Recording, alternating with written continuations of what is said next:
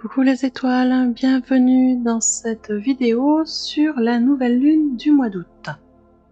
Et oui, la nouvelle lune est en approche, elle sera à son apogée le 19 août à 4h42 heure de Paris. Et ce mois-ci, cette nouvelle lune est en Lion. Alors, très intéressant puisqu'elle nous amène du coup une énergie assez forte, une énergie pleine d'élan, pleine de dynamisme. Et avec des aspects très intéressants, je vais vous en parler un peu plus tard. Comme je vous le disais, nous sommes sur une nouvelle lune, ce qui veut dire nouveau cycle, nouvelle lunaison, donc nouveau départ, nouveau projet. On recommence un cycle et on va du coup recommencer des nouveaux projets, mettre en place des nouvelles idées, ou conforter ceux qu'on avait déjà mis en place avant, continuer sur certains projets qui sont en cours sur du long terme et mettre en place des projets plus nouveaux sur du court terme. Bien évidemment, avec ce nouveau cycle, on va avoir des énergies aussi un peu différentes qui sont très intéressantes dans ce signe du Lion. Donc sur cet aspect de nouvelle lune dans le signe du Lion, eh bien on va être sur une énergie, j'allais dire, de communication. L'énergie du Lion, c'est une énergie qui est généreuse, qui est drôle, qui est magnanime, qui est même frimeuse par moments. Les lions aiment beaucoup se mettre en avant, être au centre de l'attention, rayonner. Ils sont très solaires. Ils ont beaucoup de dynamisme. Et ils entraînent beaucoup les gens avec eux. C'est cette énergie-là qui va nous suivre sur ce nouveau cycle. Et donc qui nous incite vraiment à nous engager dans des nouvelles activités, dans des nouveaux projets, à nous engager dans des nouvelles démarches, à aller à la rencontre des autres personnes, à nous engager vers un nouveau but à atteindre. On est vraiment dans une espèce d'effervescence dans la communication, dans les projets, et tout ça sur un fond très dynamique et très positif. Donc elle nous amène ce processus de communication, cette nouvelle lune, mais une communication qui va être autant avec nous-mêmes qu'avec les autres. Oui, communication avec nous-mêmes parce qu'il va falloir travailler aussi sur nous pour savoir où est-ce qu'on en est, de nos objectifs, de nos buts. Est-ce que ceux qu'on avait planifiés jusqu'à présent sont toujours d'actualité? Est-ce qu'ils nous correspondent toujours? Est-ce que certains, il faut continuer à les booster et à les mener à bout? Ou est-ce que d'autres projets, il va falloir les laisser tomber parce qu'ils ne nous correspondent plus, parce qu'ils ne nous font plus vibrer, et ça arrive, hein, c'est pas grave, il faut juste s'en prendre connaissance, en prendre conscience, et faire un point, et laisser ce qui ne nous correspond plus. Pas la peine de dépenser de l'énergie dans des choses qui ne nous vont plus. Donc on en est déjà là, faire un point avec soi-même, communiquer avec soi-même, où est-ce qu'on en est de la confiance en soi, où est-ce qu'on en est de nos croyances, qu'est-ce qui se passe à l'intérieur de nous, et de la communication avec les autres. La communication avec les autres va être importante pour soit trouver des solutions à un problème donné qui est en cours, soit pour faire évoluer certaines choses, des choses qui ne nous correspondent plus ou qui ne nous satisfaisons plus dans notre vie, et donc si on veut faire avancer les choses, que ce soit dans le cadre d'une relation amoureuse, d'une relation amicale, d'une relation professionnelle, il va falloir communiquer avec l'autre pour faire un point et savoir comment on peut améliorer les choses. Et cette communication va nous permettre aussi de prendre conscience de nos fonctionnements, de ce qui ne nous convient plus, et donc de nous permettre de nous détacher aussi des sources de dépendance. Quand on dit relation avec l'autre, il y a toujours des risques de dépendance affective ou d'autres dépendances, et donc de pouvoir faire un point et de communiquer ouvertement et avec bienveillance va nous permettre aussi de nous détacher de ce qui nous amène de la dépendance. C'est intéressant. Vous voyez qu'on a quand même une nouvelle lune qui est bien, on va dire bien active, bien active, et sous le signe de la célébration de la vie, la célébration des plaisirs. Ça va avec le lion.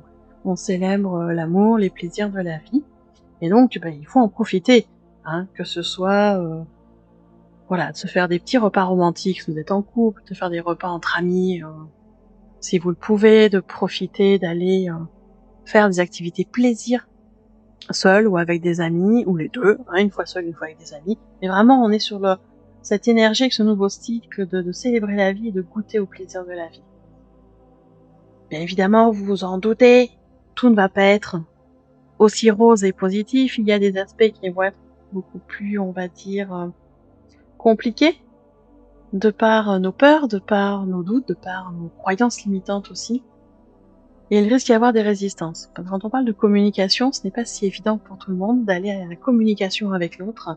Et ça amène des résistances, et ça amène des frustrations, des blocages, et donc du coup, des tensions, de l'agressivité, ça peut même aller jusqu'à de la violence. Donc ça serait dommage d'en arriver là. D'autant plus qu'avec cette nouvelle lune, on a une certaine exaltation au niveau des émotions, une certaine tendance à l'exagération dans notre façon de communiquer par rapport à ce qu'on ressent. Donc il va falloir quand même faire attention. Faire attention dans notre communication, dans nos paroles, dans nos actes aussi. Je vous rappelle que la gestuelle et les actions que vous pouvez faire sont aussi une forme de communication. Donc attention dans votre communication de ne pas agir sous l'impulsion des émotions vives du moment. Faites attention également de ne pas vous laisser embarquer par votre imagination qui peut être débordante, surtout avec cette énergie dans le signe du lion, ça va être en effervescence et ça peut vous embrouiller un petit peu. Donc on prend un peu de recul, on respire, on lâche, on prend le temps d'analyser, on ne rue pas tête baissée, on prend quand même son temps pour avoir les effets le plus positifs possible.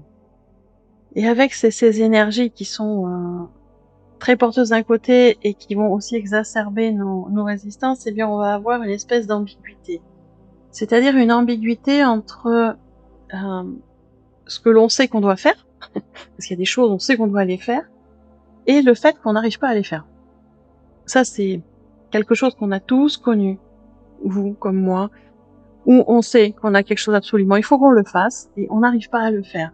On a cette ambiguïté qui nous amène, voilà, une période d'hésitation. On y va pas, qu'est-ce qu'on fait? Et ça prouve qu'on se heurte à nos croyances limitantes. À un moment, voilà, on croit à des choses, et on n'arrive pas à passer outre. On sait qu'on doit faire cette chose-là, mais on est persuadé que ça risque de nous apporter des soucis, donc on hésite.